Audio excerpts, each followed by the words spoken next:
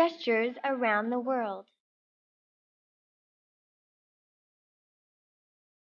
Greetings differ depending on cultures. In Mali, West Africa, they kiss each other's hand. In Turkey, it's a way of bargaining.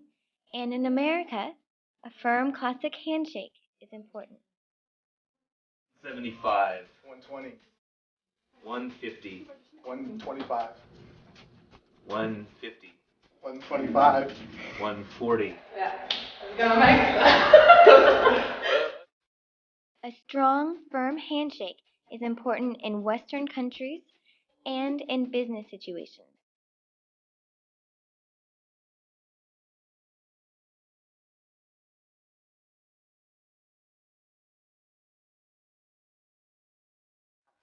Hi there.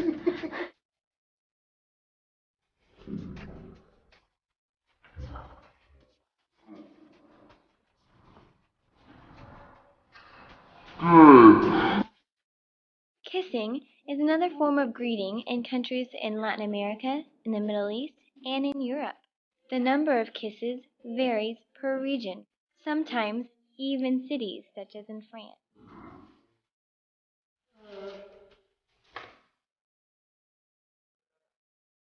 The common greeting between friends is hugging in America and other English-speaking countries. In Asia, bowing is the appropriate greeting.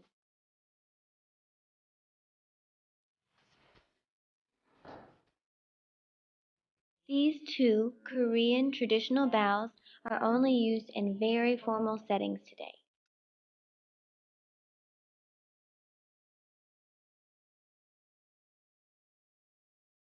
The thumbs up gesture in many countries means great or good job. However, in the Middle East, it is equivalent to the middle finger. And now,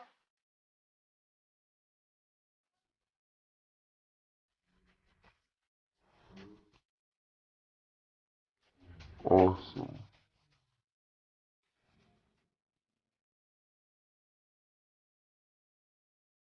the V sign has many different meanings. In Asia, they use it while taking pictures. In many countries, it means peace or victory.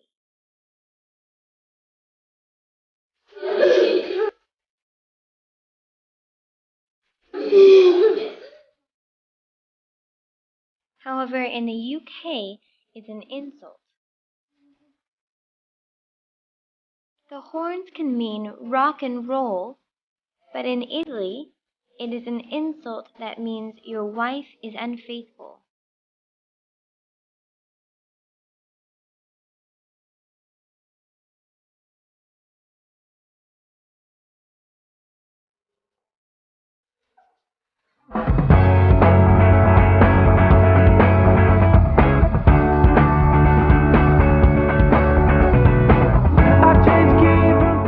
To gesture, come here in Asia, the palm points down. While in many English-speaking countries, the palm points up. Go away is the same.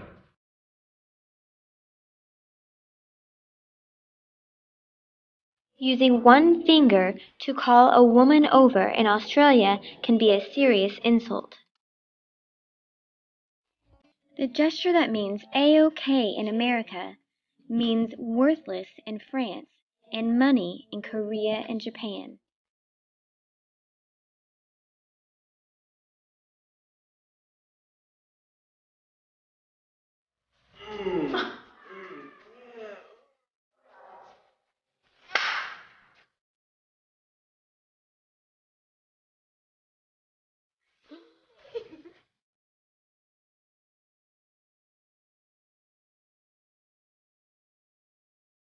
Pointing with one finger in many countries is considered rude.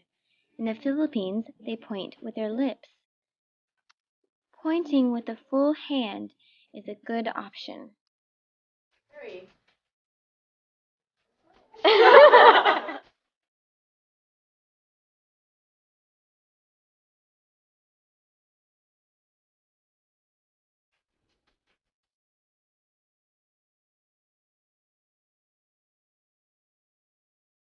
The gesture for crazy often looks like this.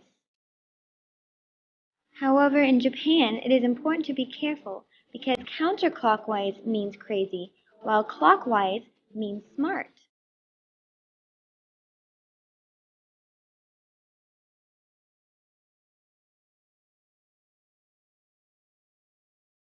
The gesture for yes is often thought to be universal. However, in India, they wobble their head from side to side to say yes.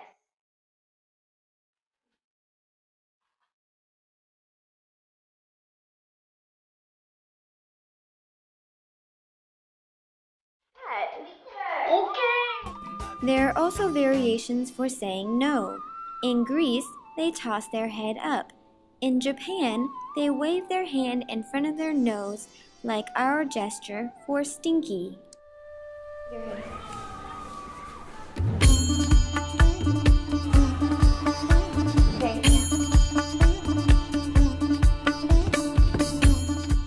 Ew, stinky! No.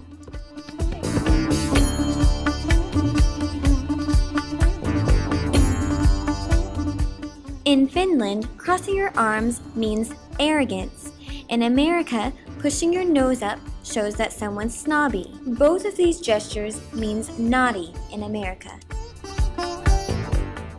In Korea, when accepting money, gifts, or a drink, always use both hands.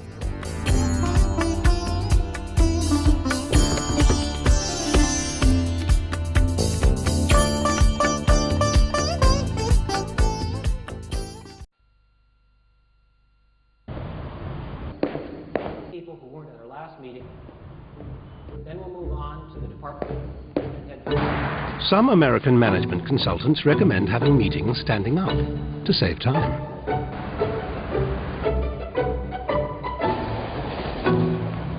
Which wouldn't suit this Japanese chairman who likes to take the time to contemplate what is being discussed.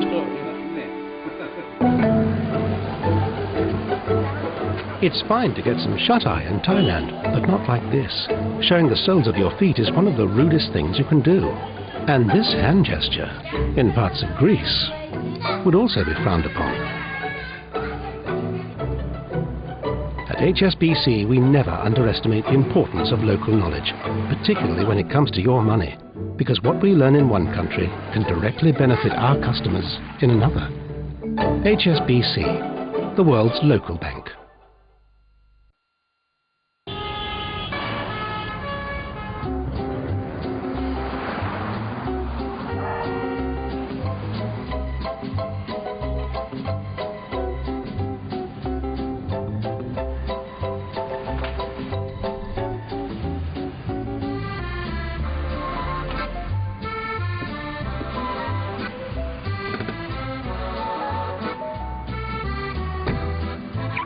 In Germany, cars are a great source of pride. And any accident, no matter how minor, is always taken very seriously. However, just across the border in France, there's a more carefree approach. At HSBC, we never underestimate the importance of local knowledge. HSBC, the world's local bank.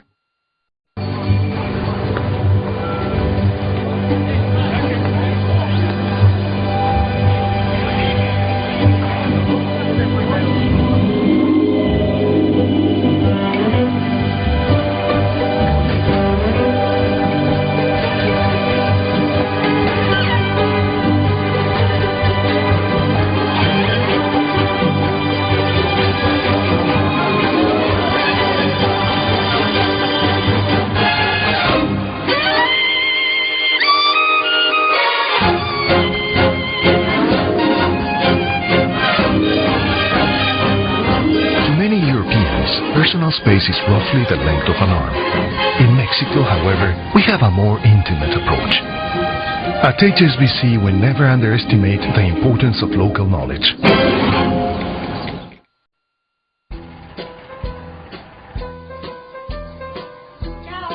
Ciao, Sophia. Sorry. Yeah, it's good. Sorry. Sorry,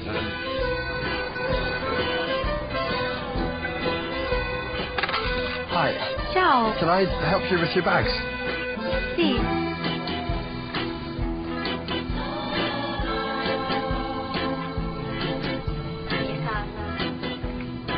Grazie. In Italy, different flowers have different meanings.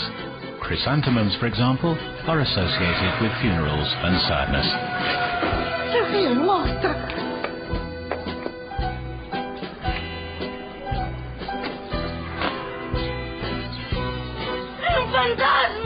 At HSBC, we never underestimate the importance of local knowledge. HSBC, the world's local bank.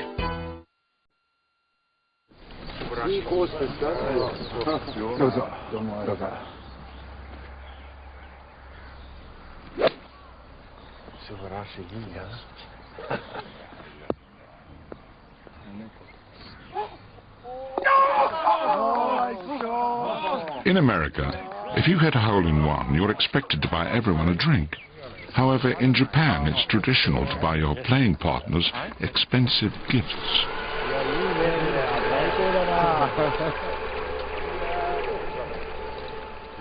Same hole. At HSBC, we never underestimate the importance of local knowledge.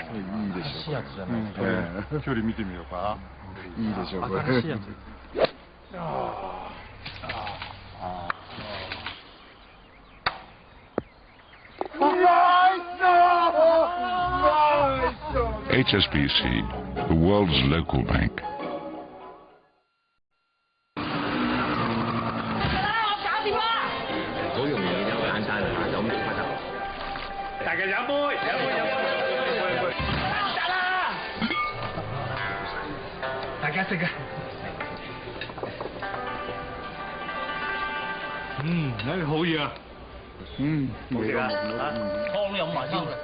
The English believe it's a slur on your host's food if you don't clear your plate.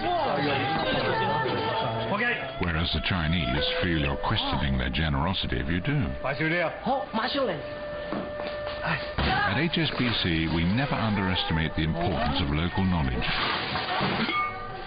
Which is why we have local banks staffed by local people in more countries than anyone else.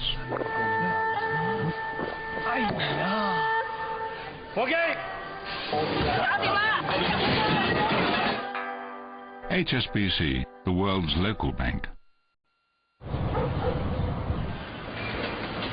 Sprzedajemy coraz więcej pralek w Indiach. Dowiedz się dlaczego.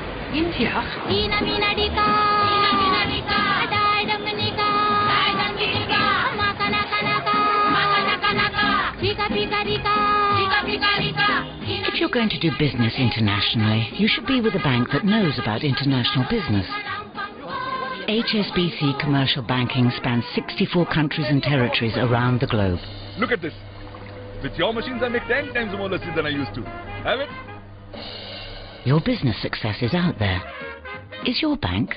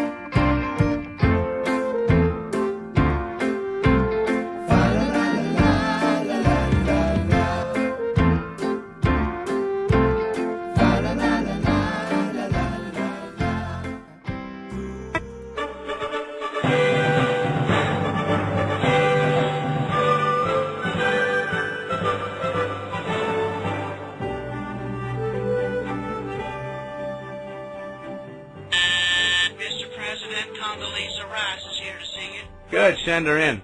Yes, sir. Good morning, Mr. President. Oh, Condoleezza, nice to see you. What's happening? Well, Mr. President, I have the report here about the new leader in China. Great, Condi, lay it on me. Mr. President, who is the new leader of China? Well, that's what I want to know. Well, that's what I'm telling you, Mr. President. Well, that's what I'm asking you, Condi. Who is the new leader of China? Yes. I mean the feller's name. Who? The guy in China. Who? The new leader of China. Who? The Chinaman. Who is leading China, Mr. President? What are you asking me for? I'm telling you, who is leading China. Well, I'm asking you, Condi, who is leading China? That's the man's name. That's whose name? Yes. Will you or will you not tell me the name of the new leader of China? Yes, sir. Yes, sir? Yes, sir. Arafat is in China? I thought he was in the Middle East. That's correct, sir. Then who's in China? Yes, sir. Yes, sir, is in China? No, sir. Then who is? Yes, sir. Yes, sir? No, sir. Condi, you're starting to piss me off now, and it's not 'cause you're black, neither. I need to know the name of the new leader of China, so I want you to get me the Secretary General of the United Nations on the phone. Coffee, Annan? No, thanks. And Condi, call me George. Stop with that Ebonics crap. You want coffee? No. You don't want coffee? No, but now you mention it, I could use a glass of milk. And then get me the UN. Yes, sir. Not yes, sir. The guy at the United Nations. Coffee. Milk. Will you please make that call? And call who? Well, who's the guy at the UN? No, who is the guy in China? Will you stay out of China? Yes, sir. And stay out of the Middle East. Just get me the guy at the UN. Coffee. All right, with cream and 2 sugars. Now get on the phone. Hello. Rice here. Rice, good idea. And get a couple of egg rolls, too, Condi. Maybe we should send some to the guy in China and the Middle East. Can you get Chinese food in the Middle East? I don't know.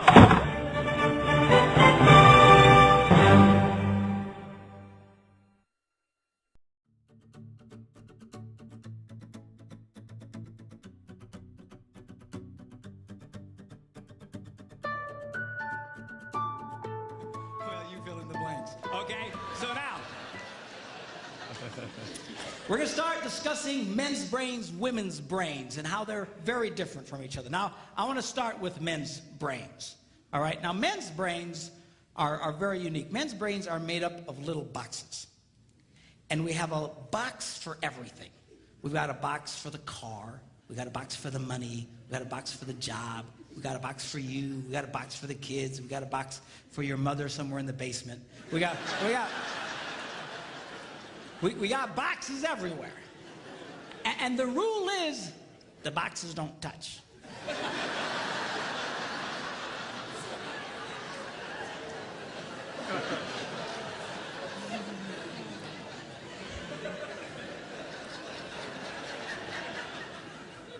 When a man discusses a particular subject, we go to that particular box, we pull that box out, we open the box, we discuss only what is in that box. All right?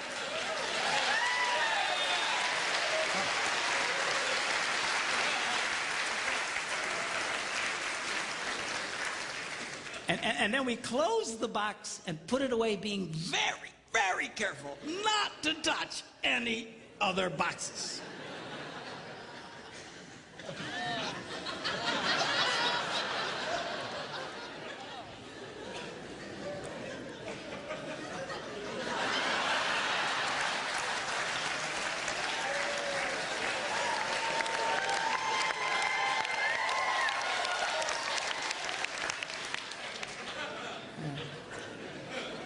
Sorry, my Catholic upbringing got in there for a minute, but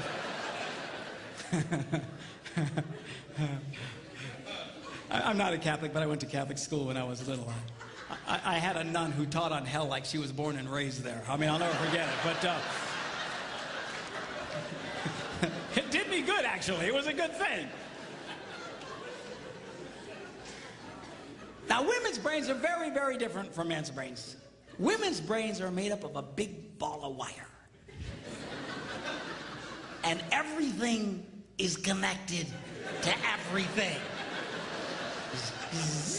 The money's connected to the car, and the car's connected to your job, and your kids are connected to your mother, and everything's connected to everything. And it's like...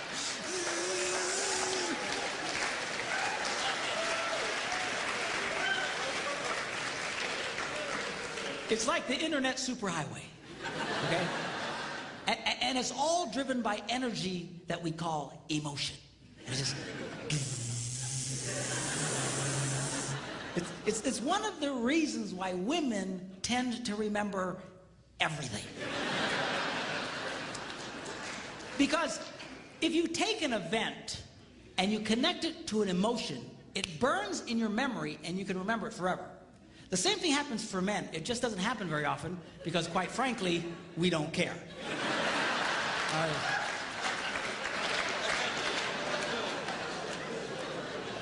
Women tend to care about everything.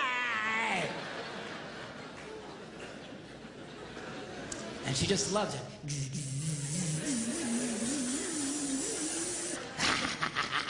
Okay?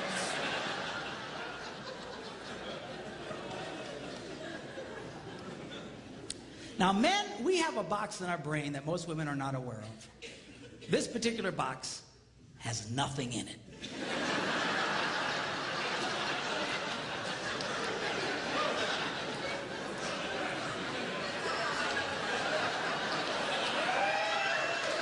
It's true.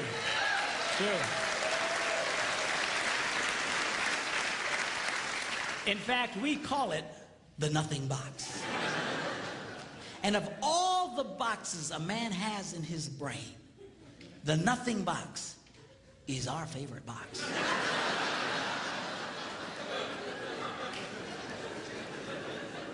If a man has a chance, he'll go to his nothing box every time. That's why a man can do something seemingly completely brain dead for hours on end. You know, like fishing.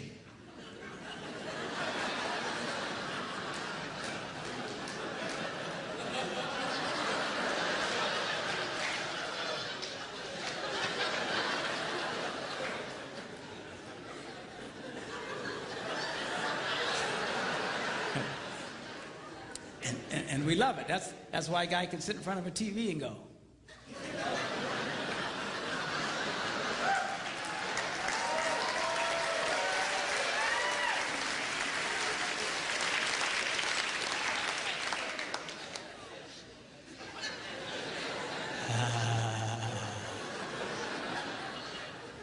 It glows.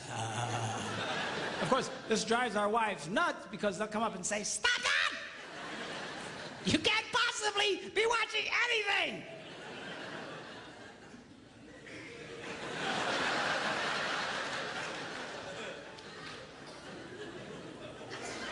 I'm not.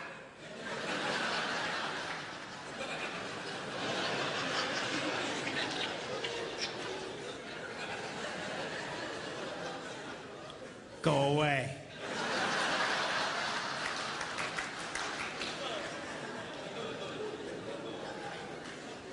Now, they've actually measured this. The University of Pennsylvania a couple of years ago did a study and discovered that men have the ability to think about absolutely nothing and still breathe. You know, they connected all the wires and stuff like that and watched the brain activity, and then all of a sudden, I think he's dead. Huh? You know, women can't do it. They can't do it. Their minds never stop.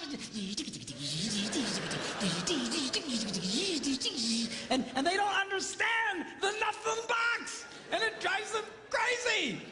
Because nothing drives a woman more crazy or makes her feel more irritated than to witness a man doing nothing.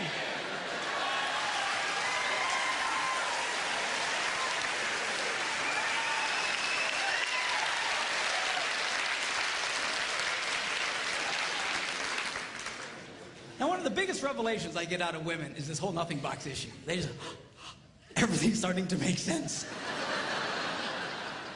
And I've had women say, oh, it's nothing. Well, can I go in as nothing?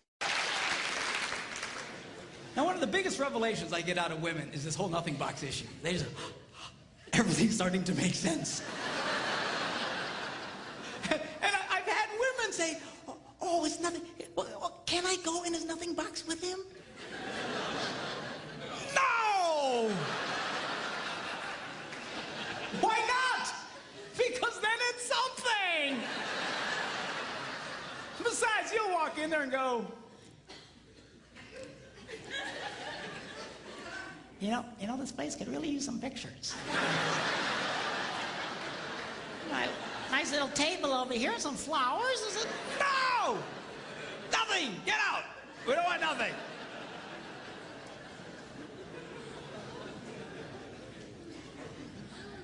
Now this handles the way men and women handle stress. Okay? When a man is stressed out, all he wants to do is run to his nothing box. This is how we unwind. The last thing we want to do when we're stressed out is talk about it. We don't want to talk about it, we just want to.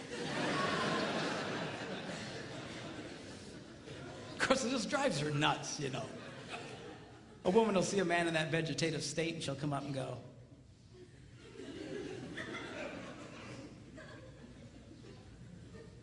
what you thinking about?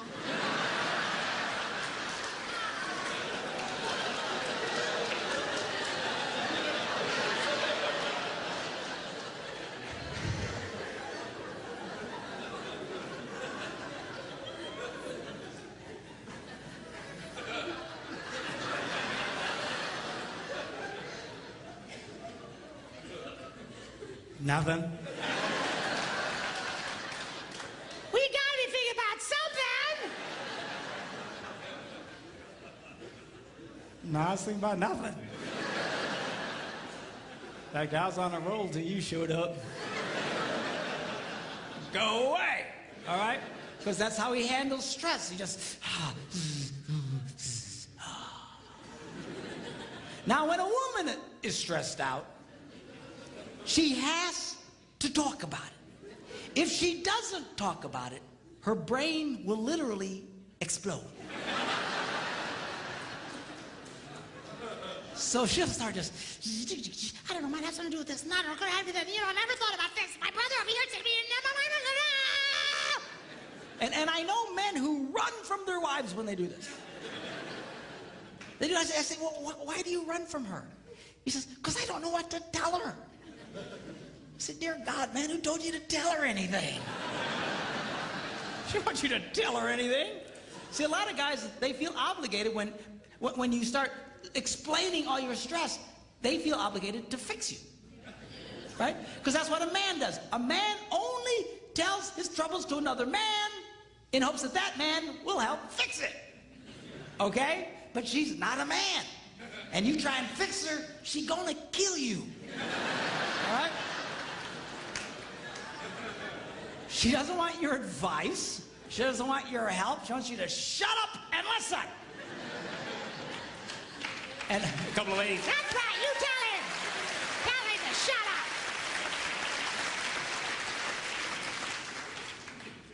up. They like that.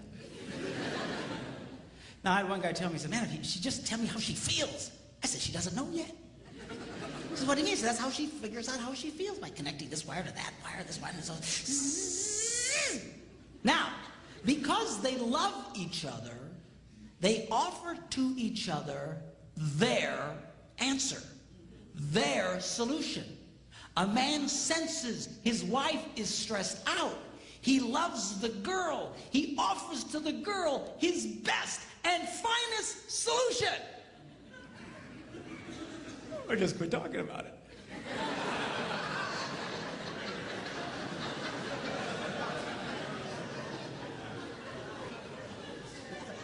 Just quit thinking about it. Yeah.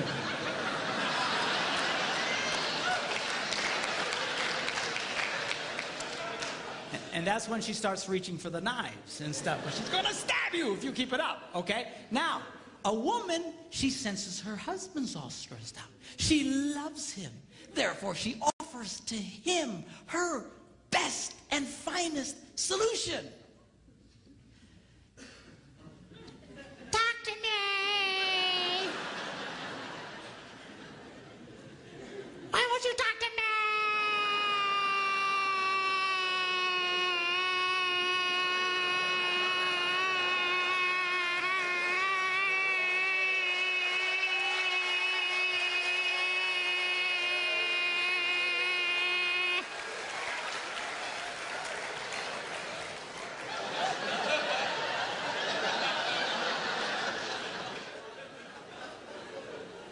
Go away. He doesn't want to talk to you. Leave him alone. He will not die. He's not a woman. All right? I know you've got to talk it through or you're going to be twisted inside. He's not like that. Leave the boy alone. You tell he's stressed out, just let him go to his nothing box. Just stay away.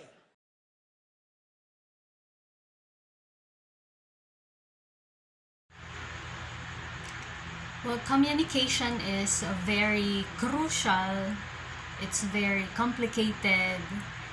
You will always encounter things that you will misinterpret, or there are also many times that you are being misinterpreted. So what more if there are many cultures around you and you are in that certain intercultural system? How are you going to handle that? So I want you to look at this picture and assess what is happening here. You will see a person saying, "Why didn't he shake my hand?" Another one is, these two people, these two men bowing to each other, and then the other one is asking, "What now?" And then the other is asking, "Should I give him my card?" And then another one, she's a bit close. You know, there's a lot of things happening in gestures like this, especially when there are no words that's being used. There's a lot of things happening in this picture, and I think you have also encountered any of these ones, or maybe much worse. But I want us to understand more that wherever we go, there's this miscommunication that's going to happen, because we are living in a world that has diverse culture. From this picture, how would this affect the preaching of the gospel? Look at this other picture, when the girl said, what is this? What a wonderful mop of curls." And then the boy is quite unhappy with it, what is happening. And he said that, "I know she means well, but I just wish she would stop. One should not touch people's heads." You see, there are cultures in the world that it is taboo for women or for people to touch anyone's head. It's very taboo, and it's very impolite for people to touch the heads of other people, especially the kids. I remember in Cambodia, in some parts of Cambodia, it is it's a big no-no to touch the heads of the kids. Here's another picture. We usually do this hand gesture, and for UK and USA, it means okay. In Japan, it means money. In Russia, it's zero, but in Brazil, it's an insult. It's actually like the middle finger. It means the same as that. So one hand gesture may mean differently based on your location in the world.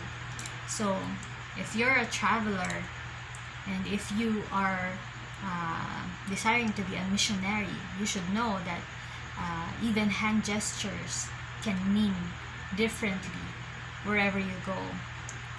I can also remember in some parts of Europe, this one, it means, for us it means stop, right? But for them, it's also like the middle finger gesture. Another picture here is showing us what means well to certain cultures, what does not. So in Chinese, it is impolite to open the gift when you received it. So when you receive a gift from a Chinese, you don't have to open it, but for you to wait until you go home and then open it in your home. You need to remove your shoes before you enter someone's home. I think it is very usual in many Asian countries.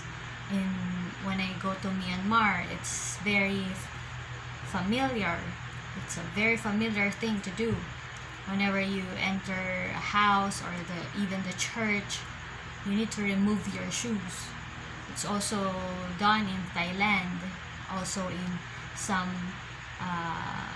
places in Cambodia. If you are invited to someone's home, you should always bring a gift to the hostess. For Chinese culture, if you're going to visit their home, you need to have even a little thing just to give to them. Just a simple gift will do, because it's very impolite for them if you don't have anything with you in your hand when you visit them. So another is, when receiving and offering business cards, always do it with both hands. So for example, this is a card, you need to give it to the person like this. I'll get the real card here.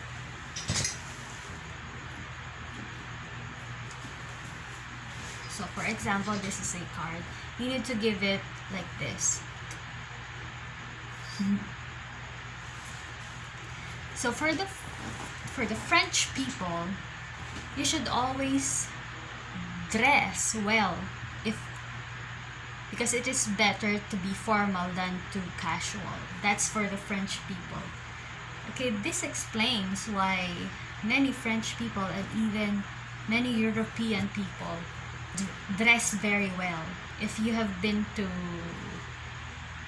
some cities, even in the Philippines or in your own country, if you have been to your cities and you see many Europeans, you will notice that most of them dress very formally, and most of them are perhaps French.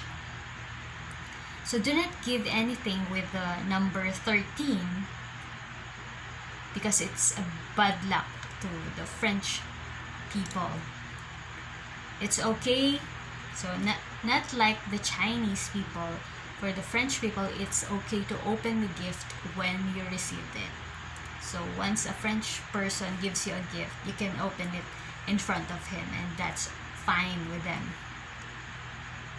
So handshake is common way of greeting, but what's this? Friends may greet by kissing on both cheeks.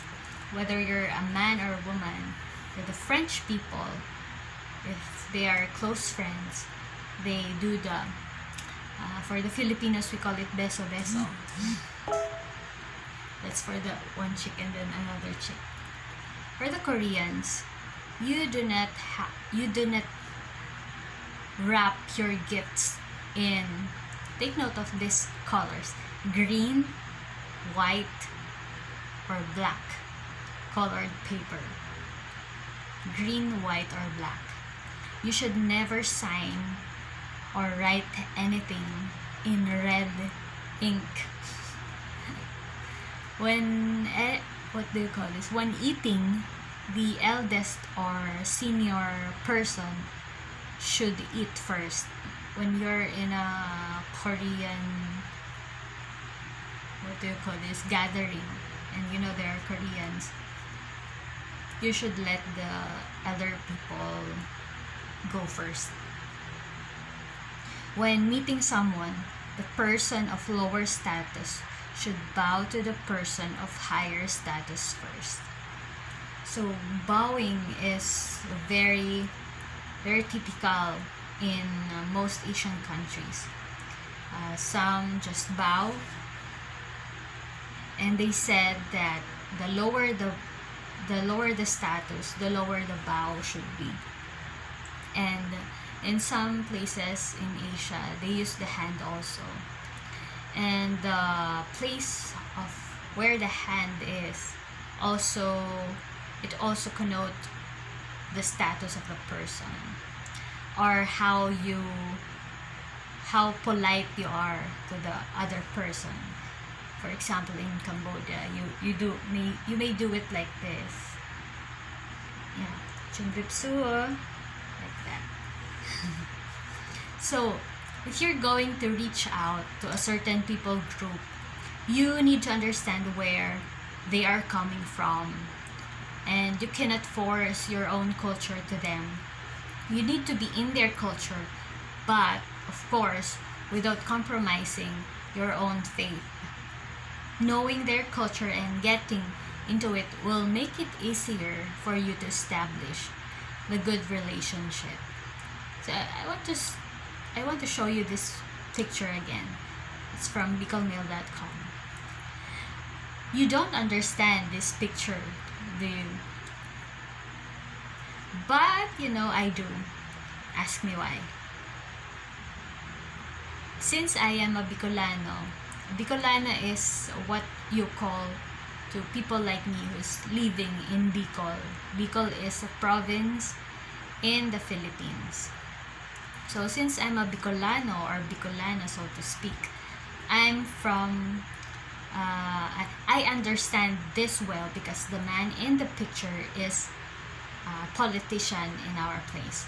If you want to know more about my culture, you need to ask me personally about it, and I will tell you. The better our relationship is, the more information you will gather from me, right? And the better your understanding will be. So this is the same way with any other culture. You need to invest time to study the culture if you want to effectively share the gospel later on. Another picture here. Again, most Filipinos like myself will know her. She is Venus Ra, who used to be in the Miss Universe. She used to be in the Miss Universe pageant in 2010, and she almost won the title, but it's not bad though. What was controversial about her is her final words in the question and answer portion, where she said the controversial phrase, major. She said, there is no major problem that I have done in my life, and so forth. When she was asked about, I think that was about what was your major regret in life. I think it's something like that. But you can have this read in or watched in many videos in YouTube. This has made news in the world actually.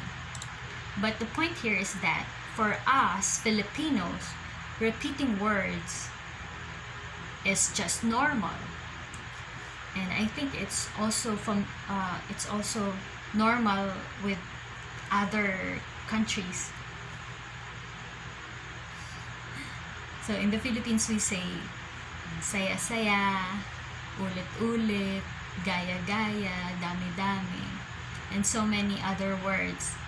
However, the problem here is that Miss Ra was not in the Philippines when she was doing the pageant. And the thing is, she was in the pageant and not in a common day of conversation. So although she was just being genuine, we had a problem adjusting with the culture where the pageant was being held in. They won't understand, or they will interpret her major in a different way. But for Filipinos, that's very normal. And that was probably the mistake. However, she did very well, and we're still proud of her. Venus Ra is a very intelligent woman, and I don't think that major will define who she is. She is actually a Christian. She turned out to be a Christian, I think, after the pageant. And right now, she actually has a very powerful testimony, which you can also check out in YouTube. Before, she was wearing swimsuit, and suddenly she changed her image. She is not wearing anything. It will reveal more skin from her. She's a very fine woman, an intelligent woman. What are the barriers in communication? Of course, we have the language. There are so many languages around the world that makes everything complicated. And aside from the spoken language, there are the non-verbal languages, the gestures. Also, the beliefs, the values, the attitudes. These are the barriers in communication. Also, misinterpretations and stereotypes. Later on, we will talk more about these things. Also, the stress of intercultural interactions. So, which of these do you think would be easiest to address or adjust with? These are very important points that we have to keep in mind regarding the establishment of relationship with other cultures. And these are the barriers that we need to break at some point in the process. And here are some points to consider in breaking them. First, you need to be honest, be flexible, listen actively, respect differences. Of course, you need to ask questions, build self-awareness, avoid stereotyping, very important, distinguish perspectives, think twice or maybe many times before you react to cultures, and recognize the complexity. So the core or heart of communication are these two: relationship, interaction. So what does this tell us as communicators and messengers of the gospel? I want you to reflect and ask this question. So I want to present to you this basic foundational principles for intercultural communication. First is that all communication cross-cultural to some degree. So even in your own household, you will recognize that each family member has his own personal culture, and that makes your home colorful. You will know that your mother, your father have their own different cultures as well, and your siblings also, and there are other people that you are with in your house. You have different cultures, and many times you are having this conflict inside the house, and that is because of your different principles, personal culture. So within a community also, you will see that there are families who are gentle, some are loud. You know which house have people who are speaking so loud. And even from breakfast to supper, the voices are so loud.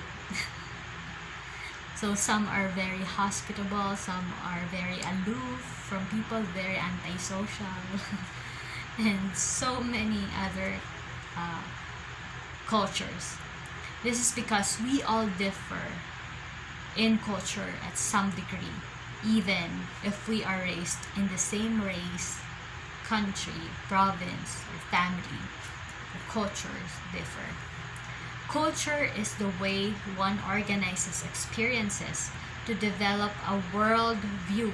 I want to repeat that. Culture is the way one organizes experiences to develop a worldview, values, beliefs, social framework, and behavioral patterns. There must be a root for every culture, and that will be discussed further in this class. So communication is the human part of sharing the message of Jesus and discipling. That is why this course is very important, since we are commissioned by Christ to go and make disciples. Culture is a way of life of a group of people, the behaviors, the beliefs, the values, and symbols that they accept generally without thinking about them, and that are passed along by communication and imitation from one generation to the next. Worldview is a particular philosophy of life or conception of the world. Worldview, how you view the world. Contextualization is a very important word. It involves an attempt to present the gospel in a culturally relevant way. Syncretism, another important word here, it exhibits the blending of two or more religious beliefs systems into a new system.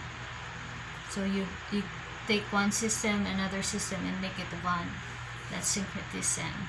It's like what's happening in the Roman Catholic Church, wherein the Christian system, animism system is blended together. That's why there is this folk Roman Catholicism that's happening.